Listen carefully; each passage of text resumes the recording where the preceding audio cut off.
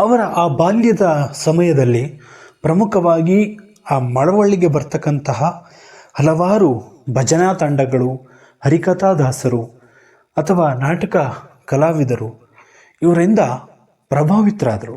ಅಂದರೆ ಅವರ ಸಂಭಾಷಣೆ ಇರ್ಬೋದು, ಅವರ ಹಾಡುಗಾರಿಕೆ ಇರ್ಬೋದು, ಇವೆಲ್ಲವನ್ನು ಕೇಳ್ತಾ ಕೇಳ್ತಾ ನಾನು ಯಾಕೆ ಸಂಗೀತದಲ್ಲಿ ನನ್ನನ್ನು ತೊಡಗಿಸ್ಕೋಬಾರ್ದು, ನಾನು ಯಾಕೆ ಮಹಿಳಾ ಕ್ಷೇತ್ರದಲ್ಲಿ ನಾನು ಯಾಕೆ ನಾಟಕ ರಂಗವನ್ನು ಪ್ರವೇಶ ಮಾಡಬಾರ್ದು ಅಂತಕ್ಕಂತಹ ಆಸಕ್ತಿ ಹುಟ್ಟಿದ್ದು.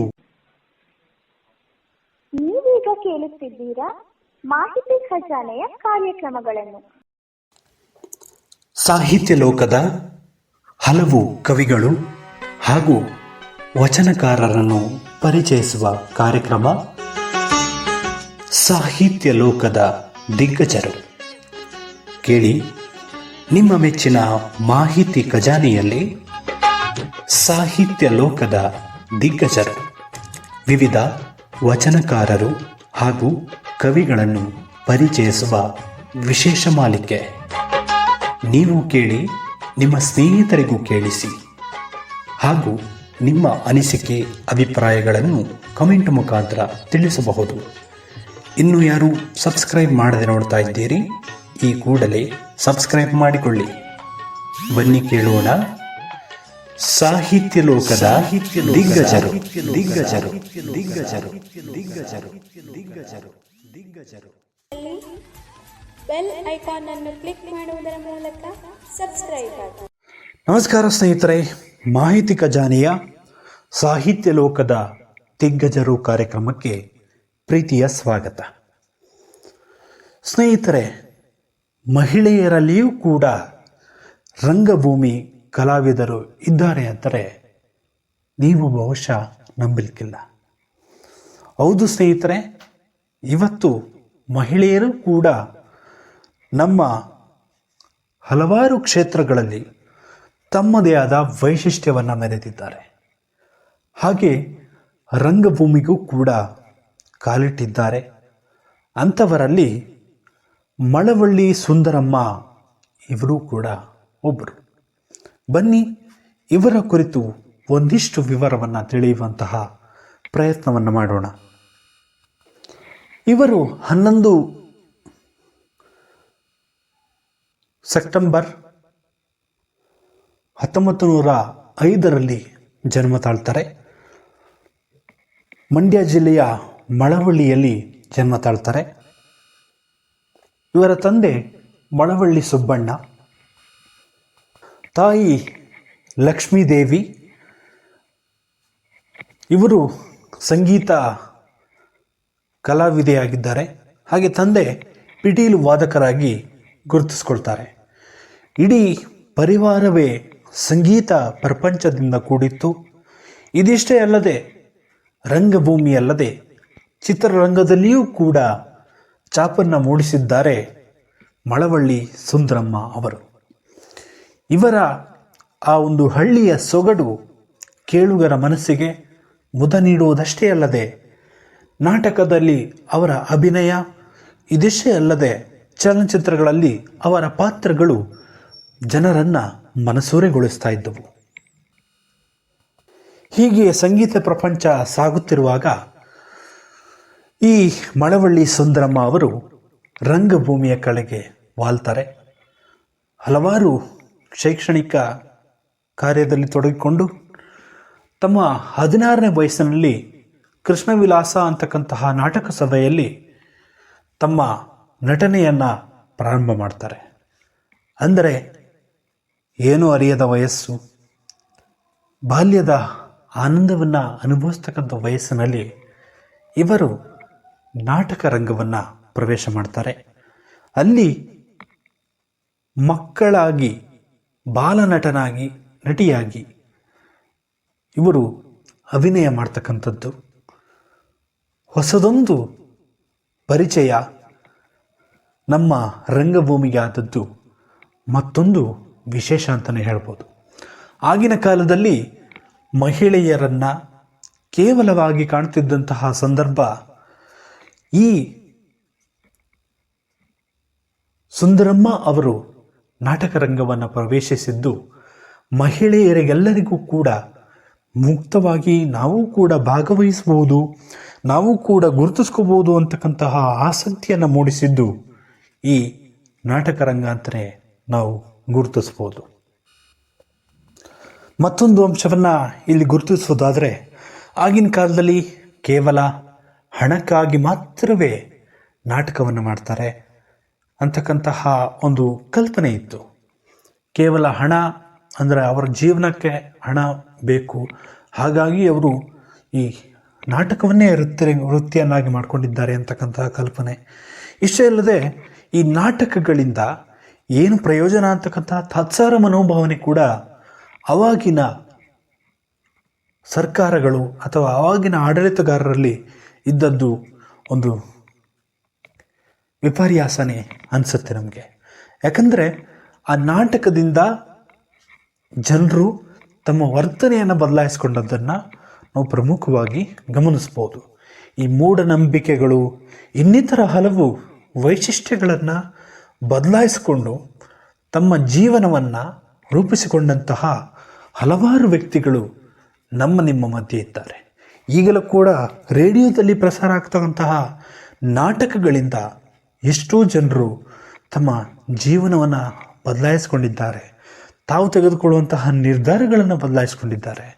ಇದಿಷ್ಟೇ ಅಲ್ಲದೆ ಏಡ್ಸ್ ಕುರಿತಂತೆ ಪ್ರಸಾರ ಆಗ್ತಾ ಇರ್ತಕ್ಕಂತಹ ಹಲವಾರು ಕಾರ್ಯಕ್ರಮಗಳು, ಬೀದಿ ನಾಟಕಗಳು, ಇವೆಲ್ಲದಕ್ಕೂ ಕೂಡ ಸ್ಫೂರ್ತಿಯಾಗಿ ನಿಲ್ತಕ್ಕಂಥದ್ದು ನಮ್ಮ ಸುಂದರಮ್ಮ, ಅಂದರೆ ಮಳವಳ್ಳಿ ಸುಂದರಮ್ಮ.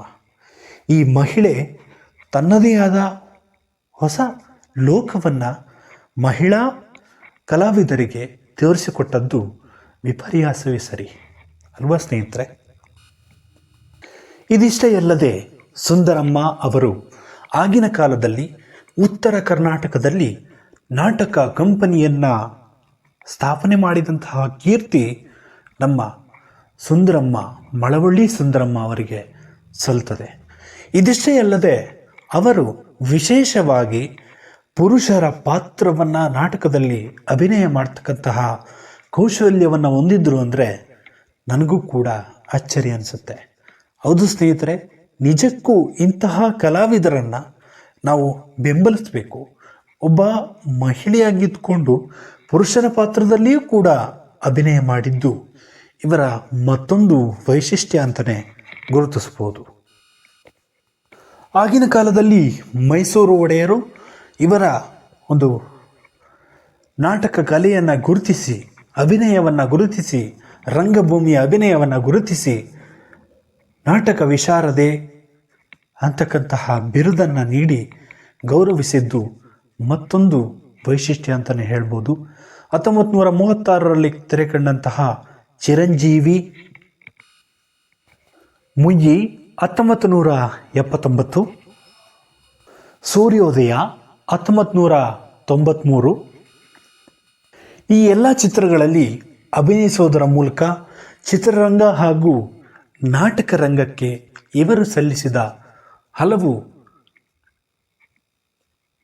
ಕೊಡುಗೆಗಳಿಂದಾಗಿ ಇವರಿಗೆ ನಾಟಕ ಸಂಗೀತ ಅಕಾಡೆಮಿ ಸೇರಿದಂತೆ ಹಲವು ಮಹಾನ್ ಗೌರವಿತ ಪ್ರಶಸ್ತಿಗಳು ಲಭಿಸಿರುವುದು ಮತ್ತೊಂದು ಅಂಶವಾಗಿ ನಾವು ಗುರುತಿಸ್ತೇವೆ. ಇವರು ಪ್ರಮುಖವಾಗಿ ದ್ರೌಪದಿ, ಸದಾರಮೆ, ಕಯಾಲು ಹಲವಾರು ಪಾತ್ರಗಳಲ್ಲಿ ತಮ್ಮನ್ನು ತಾವು ಗುರುತಿಸಿಕೊಂಡು ಜನಮೆಚ್ಚುಗೆಯನ್ನು ಗಳಿಸಿದ್ದಾರೆ. ಆಗಿನ ಕಾಲದಲ್ಲಿ ಪ್ರತಿಯೊಂದು ಪಾತ್ರವನ್ನು, ಅಂದರೆ ವಿಶೇಷವಾಗಿ ಮಹಿಳೆಯರ ಪಾತ್ರವನ್ನು ಪುರುಷರೇ ನಿಭಾಯಿಸುತ್ತಿದ್ದಂತಹ ಕಾಲದಲ್ಲಿ ನಮ್ಮ ಸುಂದರಮ್ಮ ಅವರು ವೇದಿಕೆಯಲ್ಲಿ ತಮ್ಮನ್ನು ತಾವು ಗುರುತಿಸಿಕೊಂಡು ನಾನೂ ಕೂಡ ಮಹಿಳೆಯರ ಪಾತ್ರವನ್ನು ಮಾಡ್ತೀನಿ ಅಂತಕ್ಕಂತಹ ಸವಾಲನ್ನು ಒಡ್ಡಿ ನಿಂತದ್ದು ಮತ್ತೊಂದು ವೈಶಿಷ್ಟ್ಯ ಅಂತಲೇ ಗುರುತಿಸ್ಬೋದು. ಯಾಕಂದರೆ ಆಗಿನ ಕಾಲದಲ್ಲಿ ಅಷ್ಟೊಂದು ಪ್ರೋತ್ಸಾಹ ಇರಲಿಲ್ಲ. ಹೆಣ್ಣು ಮಕ್ಕಳನ್ನು ಮನೆಯಿಂದ ಹೊರಗಡೆ ಕೂಡ ಬಿಡದಂತಹ ಸನ್ನಿವೇಶದಲ್ಲಿ ಇವರು ಆ ಸಾಧನೆ ಮಾಡಿದ್ದು ನಮ್ಮೆಲ್ಲರಿಗೂ ಕೂಡ ಒಂದು ಮಾದರಿಯಾಗಿ, ಈಗಿನ ಹೆಣ್ಣು ಮಕ್ಕಳಿಗೆ ಒಂದು ಆದರ್ಶವಾಗಿರಬೇಕು ಅಂತಕ್ಕಂಥದ್ದು ನನ್ನ ಒಂದು ಉದ್ದೇಶ. ಯಾಕಂದರೆ ಇವಾಗಲೂ ಕೂಡ ಕೆಲವು ಮೂಢನಂಬಿಕೆಗಳಿಂದ ಮನೆಯಿಂದ ಹೊರಗಡೆ ಹೋಗಬಾರ್ದು ಹೆಣ್ಣುಮಕ್ಕಳು ಅಂತಕ್ಕಂತಹ ಒಂದು ಕಟ್ಟುಪಾಡಿನಿಂದ ಬದುಕ್ತಾ ಇರ್ತಕ್ಕಂತಹ ಸಮಾಜ ಇವಾಗಲೂ ಕೂಡ ಇದೆ. ಈಗಲಾದರೂ ಈ ಸಂಚಿಕೆಯನ್ನು ಕೇಳಿದ ಮೇಲಾದರೂ ಇದನ್ನು ಬದಲಾಯಿಸ್ಕೊಂಡ್ರೆ ನಿಜಕ್ಕೂ ಒಂದು ಈ ಮಳವಳ್ಳಿ ಸುಂದರಮ್ಮ ಅವರಿಗೆ ನೀಡ್ತಕ್ಕಂತಹ ಗೌರವ ಅಂತಲೇ ನಾನು ವಿಶೇಷವಾಗಿ ಹೆಣ್ಮಕ್ಕಳಲ್ಲಿ ಕೇಳ್ಕೊಳ್ಳೋದಕ್ಕೆ ಬಯಸ್ತಾ ಇದ್ದೀನಿ. ಇನ್ನು ಗುಬ್ಬಿ ವೀರಣ್ಣ ಕಂಪನಿಯಲ್ಲಿಯೂ ಕೂಡ ಪ್ರಮುಖ ಕಲಾವಿದೆಯಾಗಿ ನಮ್ಮ ಮಳವಳ್ಳಿ ಸುಂದರಮ್ಮ ಅವರು ಗುರುತಿಸ್ಕೊಳ್ತಾರೆ. ಇದಿಷ್ಟೇ ಅಲ್ಲದೆ 5% ಲಾಭಾಂಶವನ್ನು ಈ ಗುಬ್ಬಿ ವೀರಣ್ಣ ಕಂಪನಿ ನಮ್ಮ ಮಳವಳ್ಳಿ ಸುಂದರಮ್ಮ ಅವರಿಗೆ ನೀಡ್ತಾ ಇತ್ತು ಅಂದರೆ ನಿಜಕ್ಕೂ ಆಗಿನ ಕಾಲದಲ್ಲಿ ಹೆಣ್ಣು ಮಕ್ಕಳಿಗೆ, ವಿಶೇಷವಾಗಿ ಹೆಣ್ಣು ಪಾತ್ರವನ್ನು ಅಭಿನಯಿಸ್ತಕ್ಕಂತಹ ಕಲಾವಿದರಿಗೆ ಎಷ್ಟು ಬೇಡಿಕೆ ಇತ್ತು ಅಂತಕ್ಕಂಥದ್ದನ್ನು ನೀವೇ ಒಂದು ಕ್ಷಣ ಕಲ್ಪಿಸಿಕೊಳ್ಳಿ. ಇದಿಷ್ಟೇ ಅಲ್ಲದೆ ಅವರಿಗೆ ಮತ್ತೊಂದು ಬಂದದ್ದು ತಾಯಿಯ ಕೊಡುಗೆಯಾಗಿ ಬಂದದ್ದು ಸಂಗೀತ. ಈ ಸಂಗೀತದಲ್ಲಿಯೂ ಕೂಡ ರಂಗ ಗೀತೆಗಳನ್ನು ಅಭಿನಯಿಸುವುದರ ಜೊತೆಗೆ ಗಾಯನವನ್ನು ಮಾಡೋದು, ಇದರಿಂದನೂ ಕೂಡ ಬಹಳಷ್ಟು ಅಭಿಮಾನಿಗಳನ್ನು, ಶ್ರೋತೃಗಳನ್ನು ಗಳಿಸಿಕೊಂಡದ್ದು ಮಳವಳ್ಳಿ ಸುಂದರಮ್ಮ ಅವರ ಮತ್ತೊಂದು ವಿಶೇಷವಾಗಿ ಗುರುತಿಸ್ತೇವೆ. ನೋಡಿ, ಆಗಿನ ಕಾಲದಲ್ಲಿಯೂ ಕೂಡ ಕೇಳುವರಿದ್ದರು, ಸಂಗೀತವನ್ನು ಪ್ರೀತಿಸ್ತಕ್ಕಂಥವರಿದ್ದರು ಅನ್ನೋದಕ್ಕೆ ಮಳವಳ್ಳಿ ಸುಂದರಮ್ಮ ಅವರು ಉದಾಹರಣೆಯಾಗಿ ನಿಲ್ತಾರೆ. ಮಳವಳ್ಳಿ ಸುಂದರಮ್ಮ ಅವರ ಗಾಯನವನ್ನು ಬಹುತೇಕರು ರಂಗಗೀತೆಗಳಲ್ಲಿ ಕೇಳಿರ್ತೀರಿ. ಈ ರಂಗಗೀತೆಗಳನ್ನು ಆಕಾಶವಾಣಿಗಳಲ್ಲಿ ಅವಾಗವಾಗ ಪ್ರಸಾರ ಮಾಡ್ತಾ ಇರ್ತಾರೆ. ಈ ರಂಗಗೀತೆಗಳು ಒಂದು ಪಾತ್ರವನ್ನು, ವಿಶೇಷವಾಗಿ ಪೌರಾಣಿಕ ಪಾತ್ರಗಳು ಸೇರಿದಂತೆ ಹಲವಾರು ಪಾತ್ರಗಳನ್ನು ಹಾಡಿನ ಮೂಲಕ, ಸಣ್ಣ ಗೀತೆಯ ಮೂಲಕ ವಿವರಿಸ್ತಕ್ಕಂತಹ ಪ್ರಯತ್ನವೇ ಈ ರಂಗಗೀತೆಗಳು. ಈ ರಂಗಗೀತೆಗಳ ಬಗ್ಗೆ ನಿಮಗೆ ಅರ್ಥ ಆಗಿದೆ ಅಂತ ನಾನಾದರೂ ಭಾವಿಸ್ತೀನಿ ಸ್ನೇಹಿತರೆ. ಶ್ರೀನಿವಾಸ್ ಅವರು ಮಳವಳ್ಳಿ ಸುಂದರಮ್ಮ ಅವರ ಜೀವನ ಕಥೆಯನ್ನು, ಆತ್ಮಕಥೆಯನ್ನು ಸಂಪಾದನೆ ಮಾಡಿದ್ದಾರೆ, ಬರೆದಿದ್ದಾರೆ.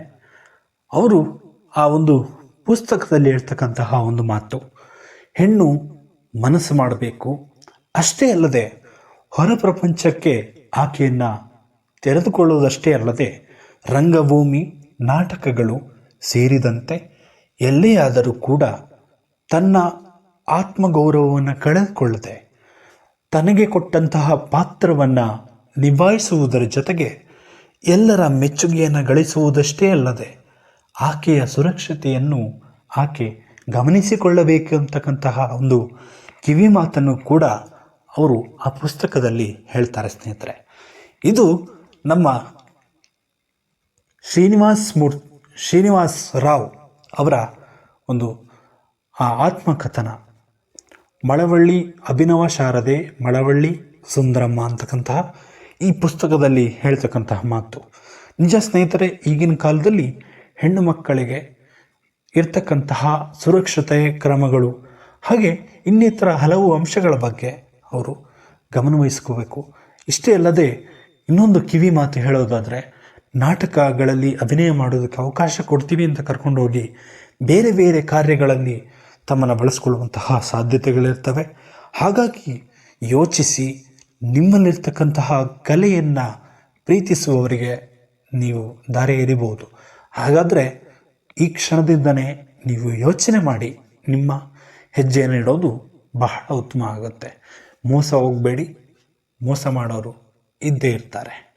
ಆದರೆ ನಮ್ಮ ಮಳವಳ್ಳಿ ಸುಂದರಮ್ಮ ಅವರು ಹೊಸ ಪ್ರಪಂಚವನ್ನು ನಮ್ಮೆಲ್ಲರಿಗೂ ಕೂಡ ಸೃಷ್ಟಿಸಿಕೊಟ್ಟಿದ್ದಾರೆ. ನಾಟಕಗಳಲ್ಲಿಯೂ ಕೂಡ ಮಹಿಳೆಯರು, ಹೆಣ್ಣು ಮಕ್ಕಳು ಅಭಿನಯ ಮಾಡ್ಬೋದು ಅಂತಕ್ಕಂತಹ ಒಂದು ಕಿವಿ ಮಾತನ್ನು ಅವರು ನಮ್ಮೆಲ್ಲರ ಮುಂದೆ ಬಿಚ್ಚಿಟ್ಟು ಹೋಗಿದ್ದಾರೆ. ಇನ್ನು ಮತ್ತಷ್ಟು ಬಾಲ್ಯದ ವಿವರಗಳನ್ನು ನೋಡೋದಾದರೆ, ಇವರು ಪ್ರಮುಖವಾಗಿ ತಮ್ಮ ತಾಯಿಯಿಂದನೇ ಸಂಗೀತ ಪಾಠವನ್ನು ಕಲಿತ್ಕೊಳ್ತಾರೆ.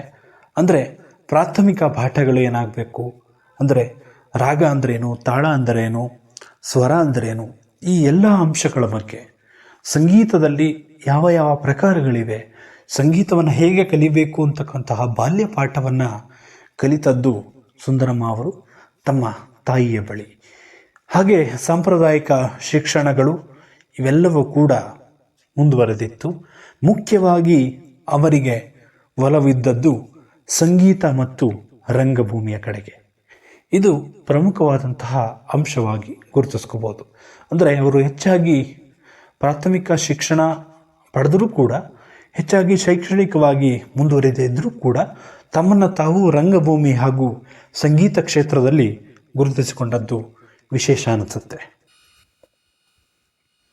ಅವರ ಆ ಬಾಲ್ಯದ ಸಮಯದಲ್ಲಿ ಪ್ರಮುಖವಾಗಿ ಆ ಮಳವಳ್ಳಿಗೆ ಬರ್ತಕ್ಕಂತಹ ಹಲವಾರು ಭಜನಾ ತಂಡಗಳು, ಹರಿಕಥಾದಾಸರು ಅಥವಾ ನಾಟಕ ಕಲಾವಿದರು ಇವರಿಂದ ಪ್ರಭಾವಿತರಾದರು.